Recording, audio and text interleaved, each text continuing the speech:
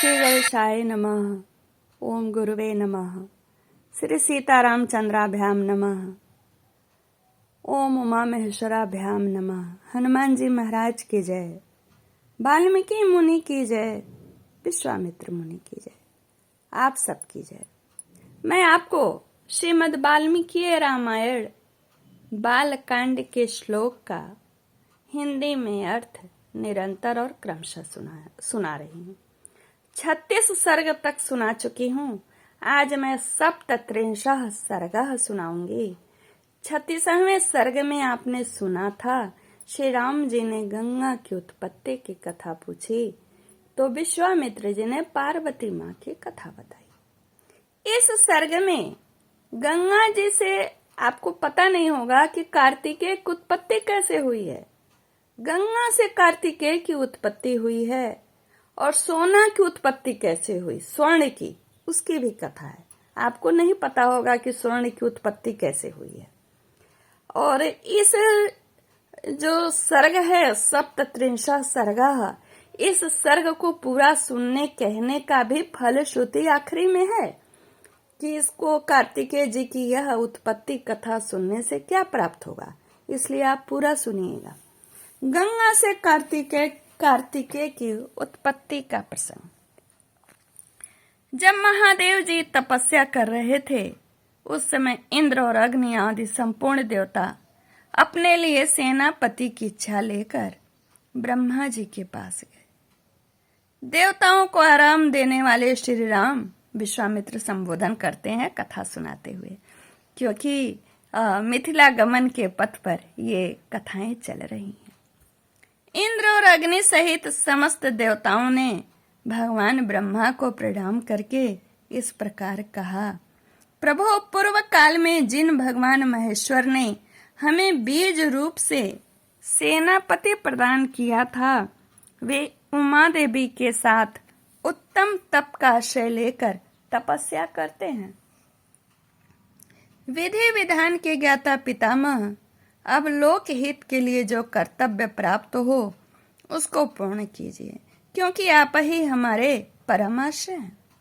देवताओं की यह बात सुनकर संपूर्ण लोकों के पितामह ब्रह्मा जी ने मधुर वचनों द्वारा उन्हें सांत्वना देते हुए कहा, देवताओं, गिरिराज कुमारी पार्वती ने जो श्राप दिया है उसके अनुसार तुम्हें अपनी पत्नियों के गर्भ से अब कोई संतान नहीं होगा। उमा देवी की वाणी अमोघ है, अतः वह सत्य हो करके ही रहेगी, इसमें संशय नहीं। ये है उमा की बड़ी बहन आकाश गंगा, जिनके गर्भ में शंकर जी के उस तेज को स्थापित करके अग्निदेव एक ऐसे पुत्र को जन्म देंगे जो देवताओं के शत्रुओं का दमन करने में समर्थ सेनापति होगा। ये गंगा गिरिराज की ज्येष्ठ पुत्री हैं, अतः अपनी छोटी बहन के उस पुत्र को अपने ही पुत्र के समान मानेंगी। उमा को भी यह बहुत प्रिय लगेगा, इसमें संशय नहीं है। रघुनंदन, ब्रह्मा जी का यह वचन सुनकर विश्वामित्र जी कहते हैं, सब देवता कृतकृत हो गए। उन्होंने ब्रह्मा जी को प्रणाम करके उनका पूजन किया। श्री राम विविध धातुओं से अलंकृत उत्तम कैलाश पर्वत पर जाकर उन संपूर्ण देवताओं ने अग्निदेव को पुत्र उत्पन्न करने के कार्य में नियुक्त किया। वे बोले, देव, आप पिछले 36वें सर्ग में पढ़िए, सुनिएगा कि जब भगवान शिव का वीर्य स्खलित हुआ तो अग्निदेव में ही स्थापित किया गया था। वे बोले, देव हुताशन, यह देवताओं का कार्य है, इसे सिद्ध कीजिए। भगवान रुद्र के उस महान तेज को अब आप गंगा जी में स्थापित कीजिए।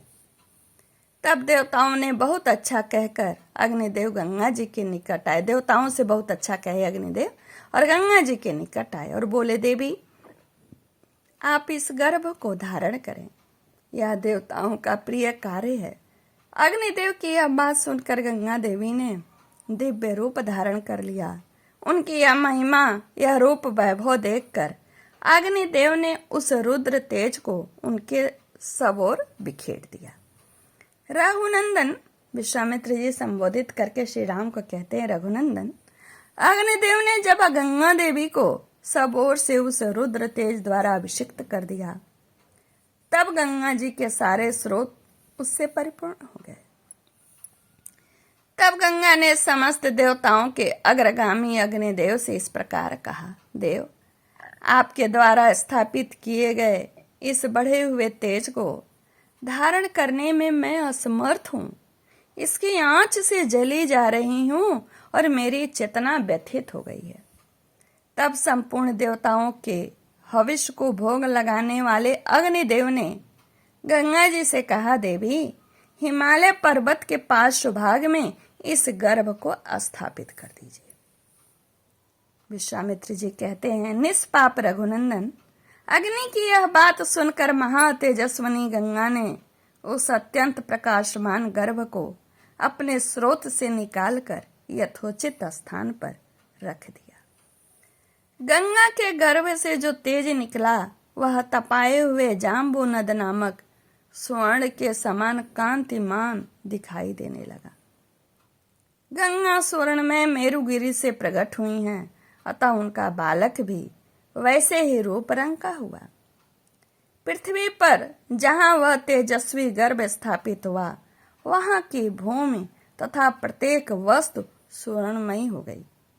उसके आसपास का स्थान अनुपम प्रभा से प्रकाशित होने वाला रजत हो गया, यानी चांदी। इस तेज के तीक्ष्णता से दूरवर्ती भूभाग की वस्तुएं तांबे और लोहे के रूप में परिणित हो गई। उस तेजस्वी गर्भ का जो मल था वही वहां रांगा और सीसा हुआ। इस प्रकार पृथ्वी पर पड़कर वह तेज नाना प्रकार के धातुओं के रूप में वृद्धि को प्राप्त हुआ। पृथ्वी पर उस गर्भ के रखे जाते ही उसके तेज से व्याप्त होकर पूर्वोक्त श्वेत पर्वत और उससे संबंध रखने वाला सारा वन स्वर्णमय होकर जगमगाने लगा। पुरुष सिंह रघुनंदन, तभी से अग्नि के समान प्रकाशित होने वाले स्वर्ण का नाम जात रूप हो गया, यानी वो स्वर्ण बोला जाने लगा, क्योंकि उसी समय स्वर्ण का तेजस्वी रूप प्रकट हुआ था। उस गर्भ के संपर्क से वहां का तृण, वृक्ष, लता और गुल्म सब कुछ सोने का हो गया। तदंतर इंद्र और मरुद गणों सहित संपूर्ण देवताओं ने वहां उत्पन्न हुए कुमार को दूध पिलाने के लिए 6 कृतिकाओं को नियुक्त किया।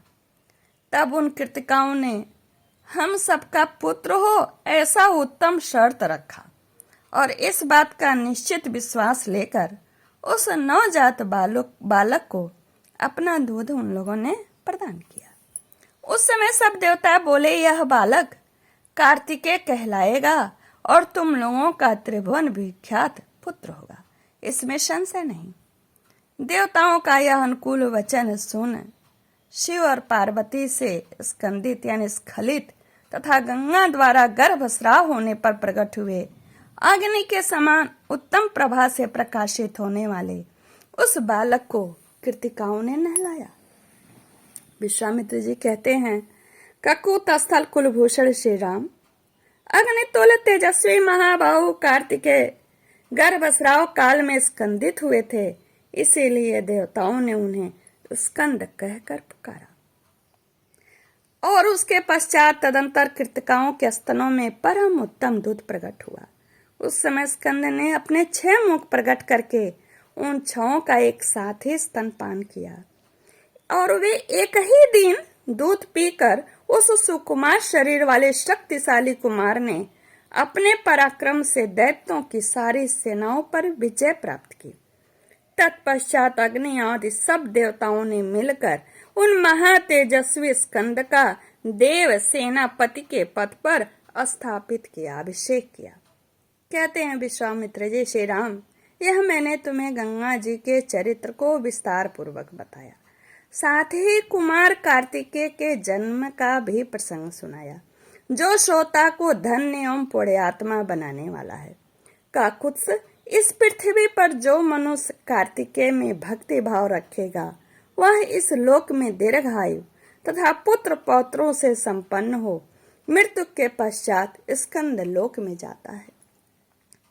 श्री राम जय राम जय जय राम, श्री राम जय राम जय जय राम। भगवान स्कंद की हम सब पर कृपा बनी रहे, श्री रघुनाथ की कृपा हम सब पर बनी रहे, सबकी कृपा हम सब पर बनी रहे। इत्याशय श्रीमद् रामायणे वाल्मीकि आदि काव्ये बालकांडे सप्तत्रिंशः सर्गः। ओम तत्सत।